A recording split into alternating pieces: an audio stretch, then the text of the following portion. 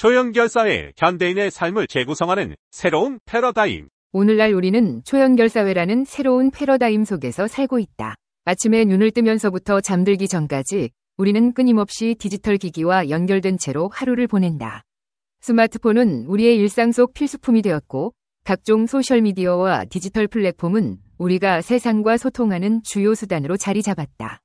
이런 변화는 단순한 기술의 발전을 넘어 우리의 삶의 방식과 사고방식까지도 근본적으로 변화시키고 있다. 현대인의 하루는 디지털 연결로 시작해서 디지털 연결로 마무리된다. 아침에 눈을 뜨자마자 우리는 스마트폰을 집어들고 카카오톡 메시지를 확인하며 하루를 시작한다. 관심 있는 유튜브 동영상을 보면서 출근 준비를 하고, 출근길에는 인스타그램에서 지인들의 스토리를 확인하고 좋아요를 누른다.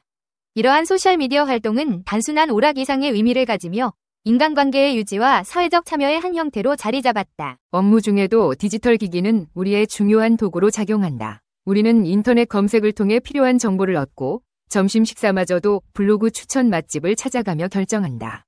퇴근 후에는 텔레그램으로 전달된 업무 지시를 이행하고, 귀갓길에는 좋아하는 유튜버의 방송을 청취하며 하루를 마무리한다.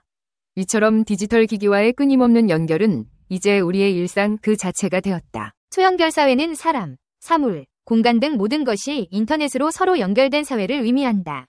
이 사회에서는 모든 것에 대한 정보가 생성되고, 수집되며 공유되고 활용된다. 스마트폰, 태블릿, 웨어러블 기기 등의 디지털 장치는 우리 생활의 중심에 자리 잡고 있으며, 이들은 끊임없이 데이터를 생성하고 이를 클라우드에 저장하거나 다른 기기와 공유한다. 우리는 이러한 기술의 혜택을 누리며 이전에는 상상할 수 없었던 방식으로 세상과 소통하고 정보를 얻으며 살아가고 있다. 초연결 사회는 우리 생활 전반에 걸쳐 긍정적이고 부정적인 변화를 동시에 불러왔다. 긍정적인 측면에서 보면 우리는 언제 어디서나 필요한 정보를 즉시 얻을 수 있게 되었다. 이는 우리의 생활을 크게 편리하게 만들었으며 효율성을 극대화시켰다. 예를 들어 블로그를 통해 쉽게 맛집 정보를 얻을 수 있고, 앱으로 손쉽게 저녁 식사를 주문할 수 있다. 또한 소셜미디어를 통해 먼 곳에 있는 지인들과도 실시간으로 소통할 수 있게 되었다. 이는 인간관계를 유지하고 확장하는 데 중요한 역할을 하며 물리적 거리의 장벽을 허물고 전 세계적으로 네트워크를 형성할 수 있는 기회를 제공한다. 그러나 이러한 편리함 이면에는 몇 가지 부정적인 영향도 존재한다. 가장 큰 문제 중 하나는 디지털 위존성의 심화다. 우리는 스마트폰 없이 하루를 보내기 힘들어졌고, 끊임없이 정보를 얻고자 하는 욕구로 인해 집중력이 저하되고 있다. 이러한 정보 과부하는 심리적 피로와 불안을 유발할 수 있으며, 심각한 경우에는 디지털 중독으로 이어질 수 있다. 또한 소셜미디어의 발달로 인해 사람들 간의 관계가 피상적으로 변하고, 자칫하면 현실에서의 깊이 있는 소통이 줄어들 수 있다. 이는 결국 사회적 고립감이나 소외감을 증대시키는 요인이 될 수 있으며 정신건강에도 부정적인 영향을 미칠 수 있다. 초연결 사회에서의 삶은 편리함과 동시에 새로운 도전을 안겨준다. 이제 우리는 디지털 기기와의 연결을 관리하고 이로 인한 부작용을 최소화하는 방법을 모색해야 한다. 이를 위해서는 디지털 디톡스와 같은 방법으로 일정 시간 동안 디지털 기기 사용을 줄이거나 소셜미디어 사용에 대한 자아 성찰이 필요하다. 디지털 디톡스는 디지털 기기와의 연결을 잠시 끊고 실제 세상과의 접촉을 늘리는 것을 목표로 한다. 이를 통해 우리는 디지털 기기의 과도한 사용으로 인한 피로와 스트레스를 줄이고 현실 세계에서의 인간관계를 강화할 수 있다. 또한 정부와 기업은 개인정보 보호와 데이터 관리에 대한 책임을 다하고 이를 위한 제도적 장치를 강화해야 한다. 초연결 사회에서는 방대한 양의 개인 데이터가 생성되고 수집되므로 이를 안전하게 관리하고 보호하는 것이 중요하다. 개인정보 유출이나 데이터 오용은 개인의 프라이버시를 침해할 뿐만 아니라 심각한 사회적 문제를 일으킬 수 있다. 따라서 정부는 관련 법규를 정비하고 기업은 데이터 보안 시스템을 강화하며 개인의 데이터 사용에 대한 투명성을 높여야 한다. 미래의 초연결 사회는 인공지능, 사물인터넷, 오지와 같은 첨단 기술의 발전에 힘입어 더욱 발전할 것이다. 이러한 기술들은 우리가 일상에서 경험하는 불편함을 줄이고 새로운 기회를 제공할 것이다. 예를 들어 인공지능은 우리의 일상적인 작업을 자동화하여 효율성을 높이고, 사물인터넷은 모든 사물이 인터넷에 연결되어 상호작용하는 환경을 제공한다. 오지 기술은 초고속 인터넷을 통해 더 많은 데이터를 더 빠르게 처리할 수 있게 해주며, 이는 자율주행자, 스마트시티, 원격 의료 등 다양한 분야에서 혁신을 이끌 것이다. 그러나 이러한 변화 속에서도 인간다운 소통과 연결의 중요성을 잊지 않고 디지털과 아날로그의 균형을 찾는 것이 필요하다. 아무리 기술이 발전해도 인간적인 소통과 관계는 여전히 중요한 가치로 남아있어야 한다. 우리는 디지털 기술을 도구로 활용하되 그것이 인간 본연의 가치와 삶의 질을 해치지 않도록 신중하게 접근해야 한다. 초연결 사회는 우리에게 무한한 가능성을 열어주지만 동시에 우리가 그 속에서 진정으로 중요한 것을 잃지 않도록 신중하게 접근해야 할 시대적 과제도 안겨주고 있다. 결국 초연결 사회를 어떻게 활용하고 관리하느냐에 따라 우리의 삶의 질은 크게 달라질 것이다.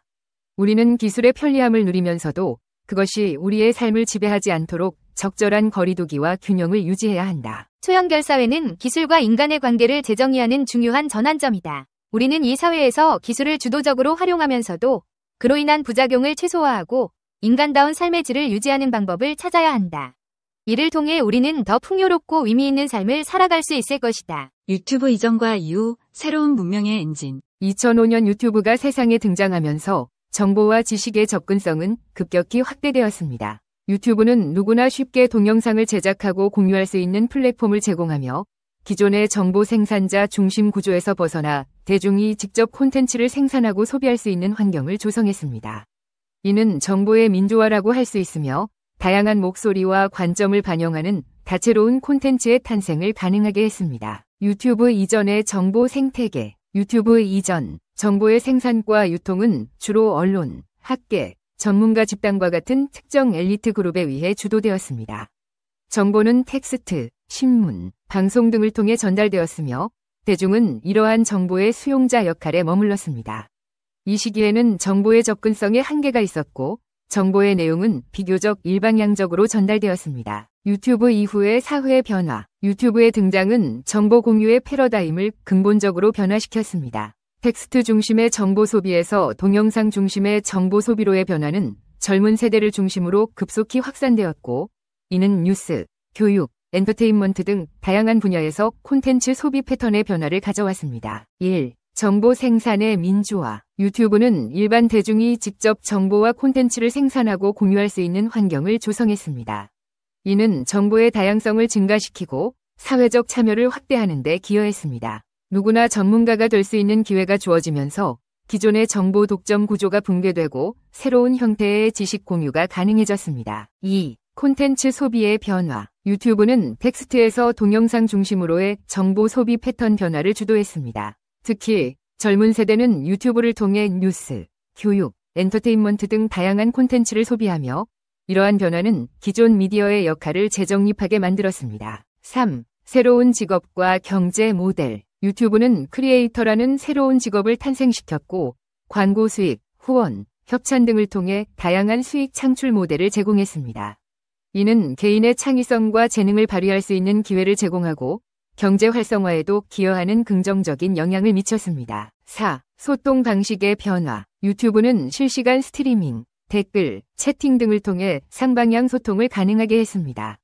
이러한 소통 방식의 변화는 정보 공유뿐만 아니라 공동체 형성과 사회적 연대에도 중요한 역할을 하고 있습니다. 유튜브가 가져온 긍정적인 영향. 유튜브는 전 세계적으로 정보 접근성을 획기적으로 향상시켰습니다. 누구나 무료로 교육 콘텐츠, 전문가 강의, 다큐멘터리 등 다양한 정보를 이용할 수 있게 되면서 지식의 장벽이 허물어졌습니다.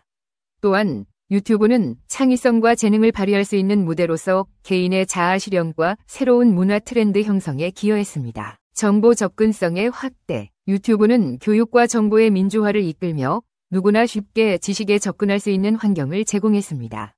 이는 사회 전반의 교육 수준을 높이고 자기주도적 학습의 장을 마련했습니다. 창의성의 발현. 유튜브는 개인의 창의성과 재능을 발휘할 수 있는 공간으로 자리 잡았습니다. 크리에이터들은 다양한 콘텐츠를 제작하고 공유하며 새로운 문화를 만들어내고 있습니다. 사회 참여의 확산. 유튜브는 사회 문제에 대한 관심을 높이고 시민들의 목소리를 전달하는 중요한 플랫폼이 되었습니다.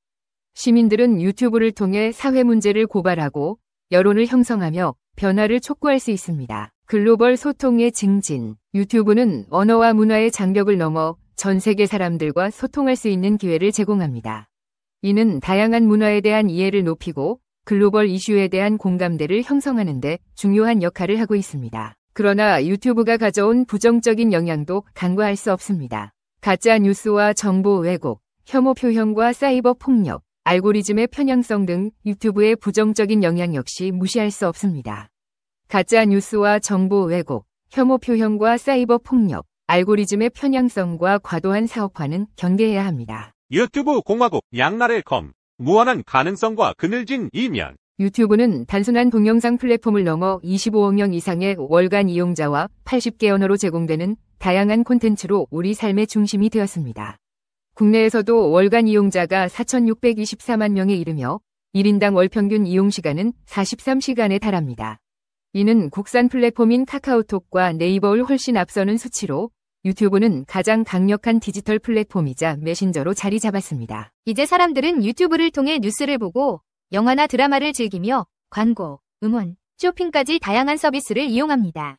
유튜브의 독점력도 점점 커지고 있으며 구독자 100만 명을 넘는 유튜버도 현재 500명 이상으로 추산됩니다. 이들이 만드는 콘텐츠는 음식, 교육, 여행, 음악, 레포츠, 연애, 건강, 경제, 뉴스 등 다양한 주제를 다루고 있습니다. 그러나 유튜브의 급격한 성장은 긍정적인 면뿐만 아니라 부정적인 측면도 드러내고 있습니다. 이제 유튜브의 다양한 면모를 살펴보고 그 안에 존재하는 문제점과 해결 방안을 모색해보고자 합니다. 유튜브는 기존 미디어의 한계를 뛰어넘어 새로운 미디어 시대를 열었습니다. 누구나 쉽게 정보를 얻고 공유할 수 있으며 다양한 의견과 관점을 접할 수 있습니다. 특히 젊은 세대에게는 유튜브가 주요 정보 습득 채널이자 소통의 장으로 자리 잡았습니다. 유튜브는 개인의 창의성을 발휘하고 세상과 소통하는 새로운 방식을 제시하며 사회 변화를 이끌고 있습니다. 유튜브는 유튜버라는 새로운 직업을 탄생시켰습니다. 유튜버 크리에이터는 자신만의 개성과 재능을 살려 다양한 콘텐츠를 제작하고 이를 통해 수익을 창출합니다. 유튜브는 꿈을 향해 도전하는 젊은이들에게 새로운 기회의 장을 제공하며 창업과 일자리 창출에도 기여하고 있습니다. 하지만 유튜버 간의 경쟁 심화와 수익 양극화 문제는 여전히 해결해야 할 과제입니다. 유튜브는 뉴스 소비 방식에도 변화를 가져왔습니다. 기존 언론의 권위에 의존하지 않고 다양한 채널을 통해 뉴스를 접하고 비판적으로 분석할 수 있게 되었습니다. 이는 정보의 민주화를 촉진하고 시민들의 참여를 확대하는 긍정적인 측면이 있습니다. 하지만 유튜브 저널리즘은 가짜 뉴스, 편파적인 정보, 선정적인 콘텐츠 등의 문제점도 안고 있습니다. 유튜브의 가장 큰 문제점은 가짜 뉴스와 사이버 레커의 범람입니다. 가짜 뉴스는 사회 혼란을 야기하고 개인의 명예를 훼손하며 민주주의를 위협합니다. 사이버 레커는 폭로 영상을 통해 조회수를 올리고 협박으로 돈을 뜯어내는 등 사회악으로 작용합니다. 유튜브는 이러한 문제에 대한 책임을 회피하고 있으며 자율 규제만으로는 해결하기 어려운 상황입니다. 유튜브는 막대한 영향력을 가진 플랫폼으로서 사회적 책임을 다해야 합니다. 가짜 뉴스와 유해 콘텐츠를 효과적으로 차단하고 사이버 레커에 대한 강력한 제재를 가해야 합니다. 또한 콘텐츠 제작자와 소비자 모두가 건전한 유튜브 문화를 만들어갈 수 있도록 노력해야 합니다. 유튜브 저널리즘은 기존 언론과는 다른 방식으로 뉴스를 생산하고 유통합니다. 따라서 유튜브 저널리즘만의 윤리 강령을 마련하고 팩트체크 시스템을 강화하여 정보의 신뢰성을 확보해야 합니다. 유튜브가 건강한 미디어 생태계로 자리 잡기 위해서는 운영기업, 콘텐츠 제작자, 소비자 모두의 노력이 필요합니다. 유튜브는 좋든 싫든 우리 삶에 깊숙이 자리 잡았으며 앞으로 그 영향력은 더욱 커질 것입니다.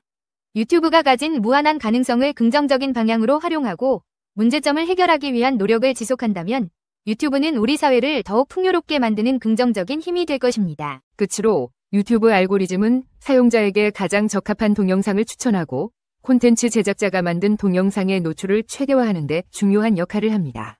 클릭률은 썸네일과 제목을 클릭하는 비율을 말하며 높은 클릭률은 해당 동영상이 흥미롭다고 판단하게 만듭니다. 시청시간은 사용자가 동영상을 얼마나 오랫동안 시청했는지를 나타내며 긴 시청시간은 높은 품질의 콘텐츠로 평가받을 수 있습니다. 시청 완료율은 사용자가 동영상을 끝까지 보는 비율을 의미합니다. 높은 시청 완료율은 콘텐츠의 매력도를 반영합니다. 상상력을 태우는 200kg의 아이디어, 유튜브 시대, 작가의 새로운 무대. 지금 내게는 하루 200g의 식량과 하루 200kg의 아이디어가 필요하다. 이토록 많은 아이디어를 갈망하는 이유는 간단하다. 아이디어는 영감의 원천이자 창작의 핵심이기 때문이다. 작가로서 나는 끊임없는 탐구와 발견 속에서 글을 쓴다. 나의 가장 믿음직한 친구는 언제나 노력하는 습관이다. 이 습관은 나를 계속해서 앞으로 나아가게 한다. 나는 일에 목말라 하며 아이디어를 갈구한다. 이것이 내가 살아가는 이유와 나의 생명력이다. 글쓰기는 근원적인 부름이자 숙명이다. 많은 사람들이 그렇듯이 나도 일의 숭배자다. 일이야말로 진정제이고 자극제이며 도피이고 운동이며 기분 전환이며 열정이다. 나에게는 친구나 놀이보다도 글 쓰는 도구들과 독자의 세계가 훨씬 더 나은 휴식처다. 일의 세계에서 나는 만족과 힘을 얻고 실증나지 않는 활동에 몰두할 수 있다. 수십 년 동안 언제 어디서나 일을 즐겼다. 커피숍, 식당, 욕실, 여행지, 침대, 거실, 호텔, 극장 등 어느 곳에서나 일을 했다. 그 치열한 경쟁 속에서 일하는 삶이 진정한 행복이라고 믿기 때문이다. 멈추면 보이는 것이 아니라 달려야 비로소 보인다고 생각한다. 일은 나를 깨어있게 하고 도전하게 하는 힘이다. 이제 나는 유튜브에서 글을 쓴다. 디지털 공간은 상상력이 뛰놀 수 있는 새로운 무대가 되었다. 유튜브라는 무한한 가능성의 영역에서 상상력을 펼치고 표현의 폭을 넓혔다. 영상 콘텐츠로 재창조된 글은 생동감 있게 살아 숨쉰다. 그렇기에 더 많은 아이디어가 필요하다. 하루 200kg의 아이디어로도 부족하다. 빠르게 변하는 세상에 걸맞은 속도로 창의력을 불태워야 한다. 살아있는 콘텐츠를 만들기 위해서는 상상력의 불꽃이 꺼져선 안 된다. 아이디어는 나의 연료이자 영양분이다. 그것이 모자랄 때면 정신은 메말라가고 창작 활동에 한계가 온다. 그러나 새로운 아이디어를 품게 되면 그때서야 생기를 되찾고 글을 써내려갈 수 있다. 이제 나는 지속적으로 달린다. 내 앞에는 아직도 미지의 세계가 있고 그 안에서 끊임없이 영감을 찾는다. 이를 향한 열정이 내 에너지를 채워주고 나를 새로운 아이디어의 세계로 이끌어준다. 글을 쓰는 것이 나의 삶이자 일상이고 가장 자연스러운 표현이다. 하루 200kg의 아이디어로도 부족한 이유는 분명하다. 나는 더 많이 달려야 하기 때문이다.